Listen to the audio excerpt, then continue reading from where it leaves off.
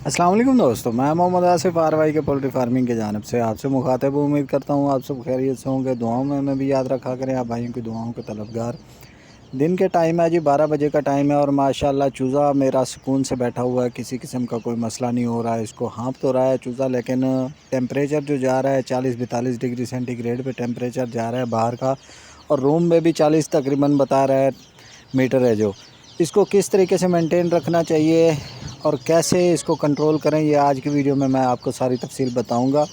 और इस टेम्परेचर की वजह से कौन सी बीमारियां हमला कर सकती हैं, उसकी भी एहतियाती तदाबीर मैं आपको बताऊंगा, जिनकी आपको एहतियात करना ज़रूरी है।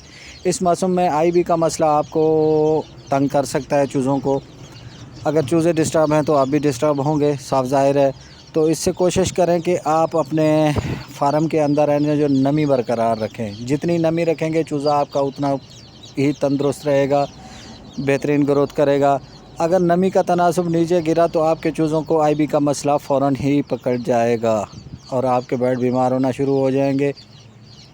जिस टाइम हवा में नमी कम होती है, खुश्क हवाएँ चलती हैं, तो इनकी सांस की नाली में ज़ख़म हो जाता है चूज़े के, और रेशा बनने के बाद इनको आईबी का मसला शुरू हो जाता है और सांस लेने में मुश्किल होती है और चूज़े की मोर्टेलिटी शुरू हो जाती है।